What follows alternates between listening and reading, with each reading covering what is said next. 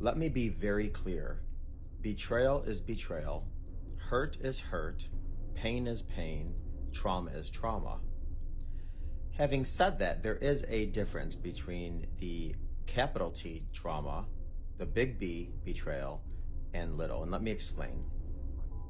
If you come from a childhood or a family that has been relatively supportive, relatively safe, relatively consistent, you have, tools, you have support, so and so.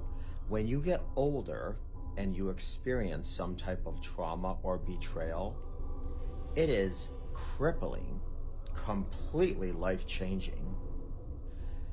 And you're going to have triggers that bring you to your knees. There's no doubt. I want you to also consider those in their childhood that were dealt with dysfunction and toxicity and dysregulation and trauma and abuse and betrayal. The filters in your mind are completely shifted, where you live your entire life in a dysregulated state. So you could be cutting bread and the knife you're using could be a trigger for you because of something that you associated with from childhood.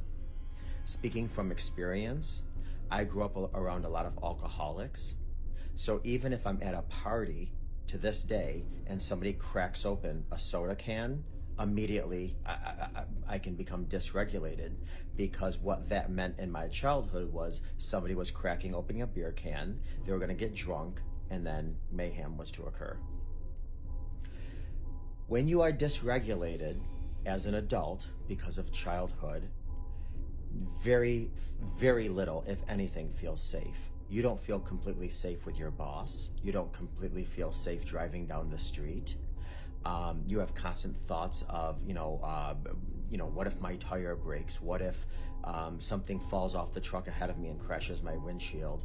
When you live in a complete, constant state of dysregulation because of childhood trauma, it changes how you live your entire life.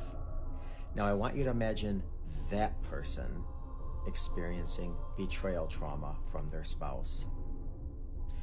The reason I say this is because anyone that's watching this, if you have endured any type of infidelity or cheating or any secrets like that, of course,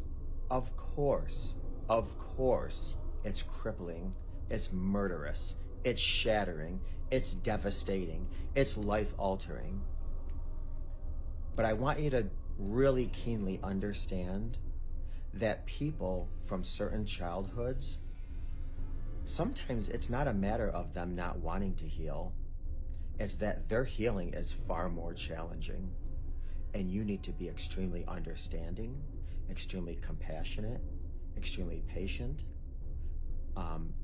with them. So please, every time you're dealing with somebody, you don't know their past, their childhood, unless of course you're married, you're in a relationship, and you're dealing with some type of reconciliation after betrayal. Understand that there are some people that come into trauma and betrayal with a relatively healthy and safe childhood, where they have the tools, the support, the wherewithal, and it's still crippling to them. So imagine somebody going into betrayal trauma without that support, without that regulation, without those grounding techniques that you just learned organically in your childhood because you were raised with a safe family. Just something I want you to be aware of.